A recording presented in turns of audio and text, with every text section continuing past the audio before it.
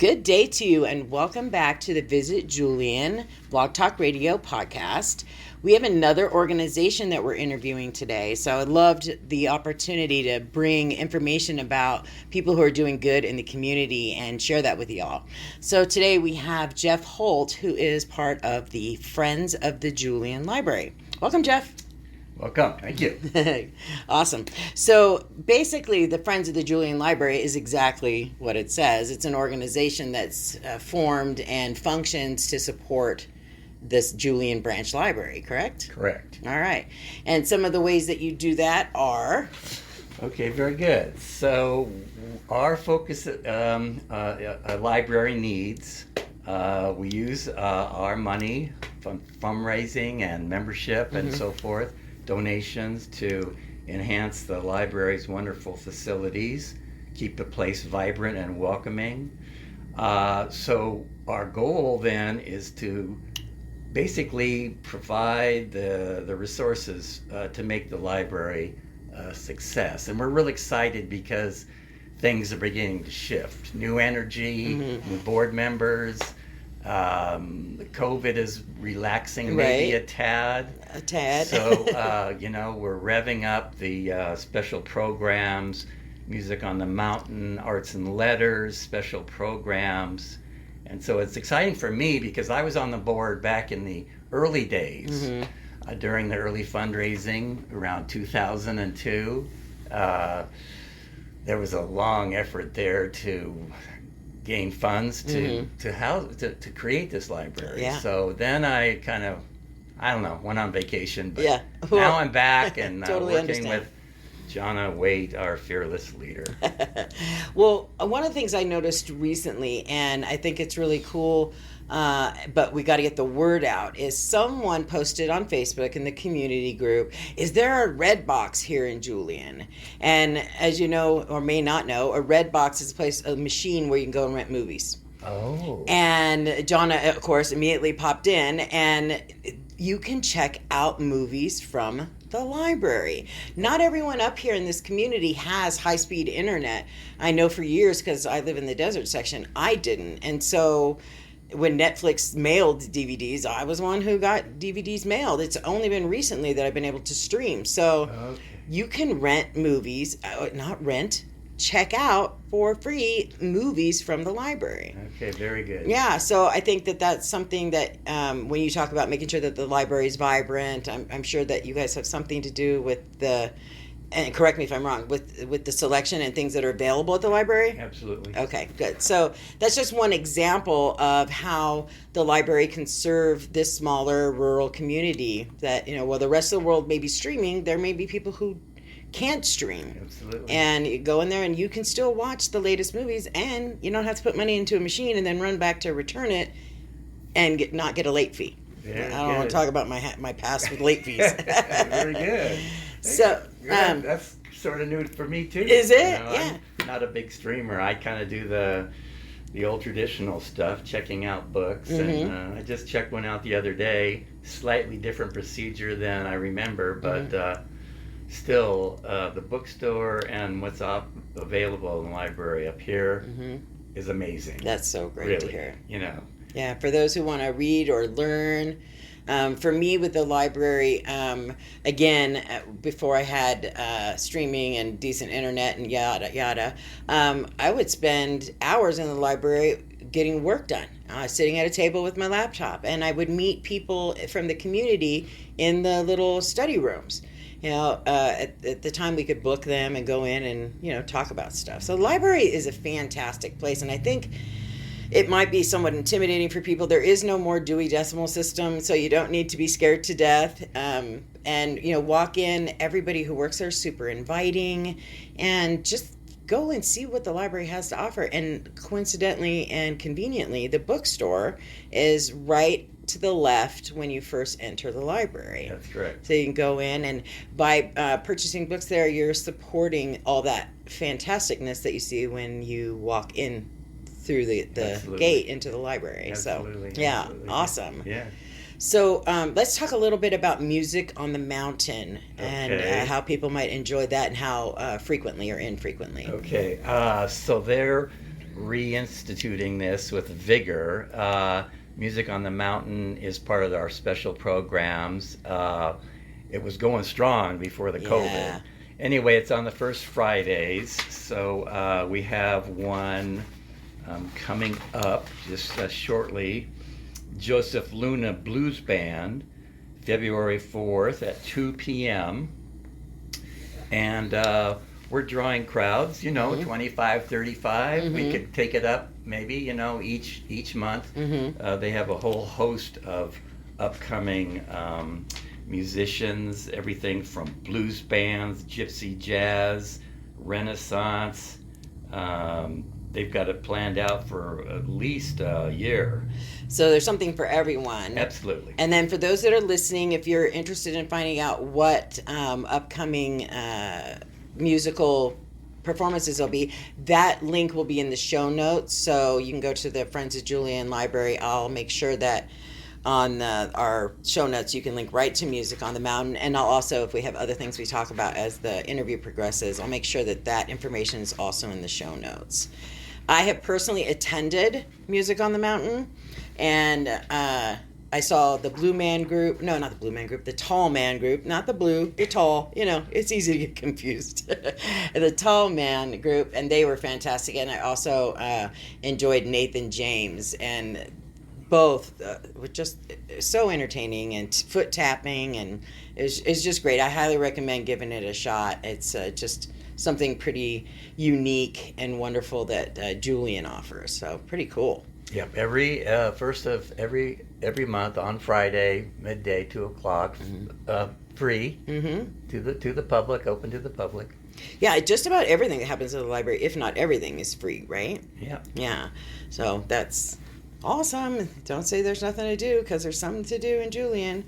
Now, your annual meeting is coming up. Correct. Yeah, so people can support the work that you do. Say that, for example, if I'm a person who Fridays at 2:00 first of the month or whatever are not convenient for me, but I really love the idea of Music on the Mountain and I want to support it.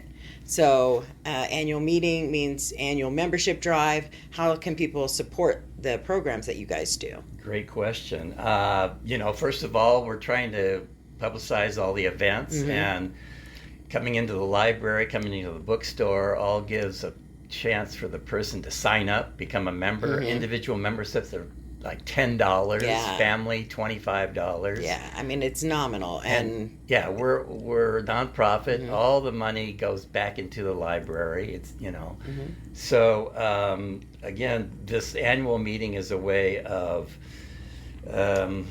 sort of calling new members if people are interested in joining.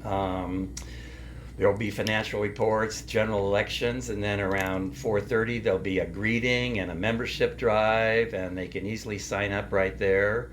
And then at 5:30 will be Kathy Scott. I don't know a great deal about her, but she's a mystery writer. Yeah, and she's a local. She's a Julian local. She's a local, yeah. So looking forward to that. Yeah. So the annual meetings have been interesting over the years. I know a couple of years ago there was like that big party and in the evening, and that was. I think they've even had auctions before. But this sounds like it's going to be a good one, and like I said, good way to join the library and support the programs that they do. Because, for example, my kids are both grown, but the library benefits the community's children, and when the kids go to the library and the kids are enriched, then they grow up to be better members of the community. So for $10 a year, you can support the Friends of the Julian Library, which in turn supports the library, which in turn supports the community and its children. And I think it's super important, and such a small amount of money to put out to support something that grand. Absolutely. So annual meeting coming up at the library. I'll make sure I have.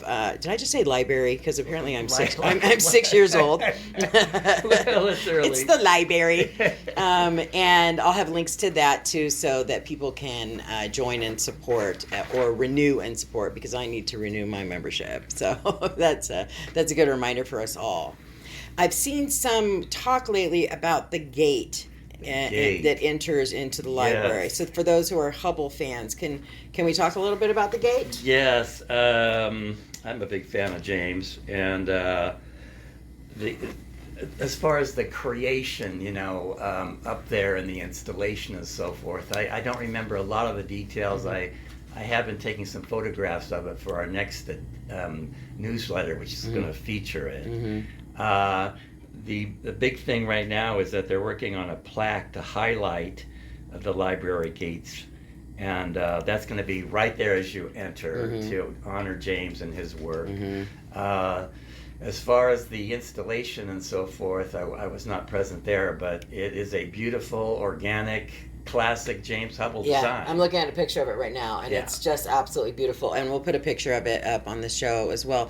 I don't know if I told you, Jeff, but there's a slideshow that runs during our broadcast. Okay. So I'll pick a bunch of pictures of the library. I'll put a picture of the gate, maybe some posters from Music on the Mountain, so people can see what we're talking about as we're talking about it. I love the way his stuff echoes the Art Nouveau style. And Gaudi in Spain, that kind of organic glasswork is very unique. There's examples of this work at the Methodist Church, for example. There's a beautiful organic window there. I've been there, but I know it. I know a lot of people. Oh, that's a Hubble. Yeah, yes, don't even know. Yeah, and we're lucky enough to have him in the community, just albeit on the outskirts. So, but he also is very generous to the community, and like you said, the Methodist Church, the library, Vulcan Mountain Gate. Absolutely. So fantastic. So for those who are Hubble fans, step on into the library, have a look at the gate, and then turn left and go into the Friends of the Julian Library bookstore. Yes. Yeah. So what is Arts and Letters? That's great that you mentioned that. Okay. Around 2007, when Jan Mathias was the sort of head person there for the library, we were coming up with ideas to gain support for the library and how to make it a bigger draw. And Arts and Letters was a word that I kind of remembered from my old college days, and people kind of liked it, and so we started plugging in writers and artists and poets, and out of Arts and Letters grew a pretty good program for enrichment, and we're cranking that up again with authors, artists, poetry, workshops. So it kind of is a sister to the Music on the Mountain. Actually, I think Arts and Letters started first. I'm not sure. So it's a big sister. Yeah. It's the older sister. Anyway, it's part of the special programs. And again, I was so impressed with Jenna Blum, who just spoke about her new book, Life Lessons from a Wise Old Dog. And in the community room, there was about 35 people, so it was pretty full. And it was just excellent. That's so great to hear. It was so impressed, not only the stories about her dog, but her experiences with interviewing Holocaust survivors and for a different book, what that did for her and so forth. So, yeah, I heard from someone else. So it seems to be a consensus that it was an excellent presentation. That was yesterday at the library. Correct. Right? Yeah. So fantastic. The other thing I had in my head. Local artists that get featured in the library. Local artists. Yeah, okay. so I've seen where that those from the Julian Arts Guild will present a set of their works that get displayed in the library. Okay, so that's a good point. To support, I am a firm believer in taking what one community organization offers and what another one offers and finding a way to integrate them so everybody benefits. And so I think that the library, by incorporating local artists and having their art up at the library, is really an awesome idea of community, an awesome idea of collaboration. So for those who are interested in art, they can go to the library and see some of our local artists who are also having shows at the Julian Arts Guild the art gallery over on B Street. So it's just a collaboration of the community. It's not just a county library. It's not stale. It's not a building that has, the books that are, recommended for a library. It's much more, like you said, the word that you used earlier, it's much more vibrant than that. It's local flavor. It's art. It's music. It's conversation. There's that wonderful woman who has crafting classes that you can go to, Mary Morgan. And I've gone there when I had kids of the age, and we made greeting cards, and they were Mother's Day cards. There was another time she did Easter cards. So you could go there and leave with something that your child created at the library. Right. So that's the thing that gets me about our library, is it just feels like home. You don't feel like you're out in an institution. You really feel like you're in a place that's just warm and part of your community. It's just an awesome place. Yep. Totally love that library. Yep. So anything else that I forgot to mention that, oh my goodness, we had to talk about? Okay, just a couple of things. Okay, you go. Jump in here. There's these are kind of new to me, getting back on the board. We now have this Books on the Go program. So Dana Peterson is sort of heading this up. And they have book carts distributed around town. And she and I just recently took a cart and some books out to the pub at Lake Cuyamaca. Gotta love the pub. And so these books are used, and they're used to raise money for the library, and that's kind of fun. It is fun. I'm kind of interested, being a former teacher for 30 years, I'm really interested in literacy in one way or another, and as a photographer, I'm interested. So I'm interested in pushing literacy more and more with the friends. And doing maybe a visual literacy, using cameras. I've done that in the past. Oh yeah, kids with cameras. Get beyond just the cell phone thing. Sure. And I like what you said about the local artists. Linda Lamone, for example, I had no idea how good she was. Yeah, and when you talk about her, you're going to get me all gushy. She's one of my favorite humans on the planet. Oh, my Lord. Yeah. And I like to see the community room is starting to mix it up a little bit with local artists. Betty Rickenschud, for example, I saw some stuff of hers. And so I would say that the Books on the Go, the move towards a visual literacy, the special programs, I understand they recently did guitar lessons for kids. There you go. So and the energy is it's amazing. It's amazing. Yeah, it really is. I'm going to elaborate a little bit more on the Books on the Go because I'm very familiar with it. Very good. During COVID, it started because the bookstore was closed. So we here at Town Hall had a cart. And it's just like one of those carts that when if you go back to your school days and someone was pushing something down the hallway. It's a cart with books on it. It also had, when it was here at Town Hall, it had some movies on it. And then it had a donation box. And people would peruse the books on the cart, and then it's the honor system. You take a book, you leave some money. There you go. That was it, and we did that. We had it here for months during COVID. It is the one we had here, I believe, is now at the Wolf Center. So if I'm not mistaken, the Books on the Go are at the California Wolf Center Visitor Center on B Street. There is also one at Regulars Wanted, and then now there's the one at the pub. And I'm sure there are more, but those are the three that I know off the top of my head where they're located. So that's not only great for locals, but it's also cool for visitors. When I had visitors coming into Town Hall and they'd be perusing the inside, looking at the historic photos, they'd see the book cart, and the kids would get excited, or someone would find something they were looking for. So check out the book carts all around town. Very good. Yeah. So I hope we covered enough. I hope we made this an exciting venture for people to come and check out the library, feel at ease, no Dewey Decimal System, and lovely women and men at the building that are going to help you find what you need, set you up. That copy machine is a nightmare. They'll help you make copies. Dedicated volunteers, you know. Gotta love Tanya and all the work she's done there. So at the very least, people, if you haven't been, you owe it to yourself to see what you're missing. Absolutely. Absolutely. Jeff, thanks so much for coming in and talking with me. I appreciate it. All right. Until next time. Judy was boring. Hello. Then Judy discovered ChumbaCasino.com. It's my little escape. Now Judy's the life of the party. Oh, baby, mama's bringing home the bacon. Whoa, take it easy, Judy. The Chumba life is for everybody. So go to ChumbaCasino.com and play over 100 casino-style games. Join today and play for free for your chance to redeem some serious prizes. ChumbaCasino.com.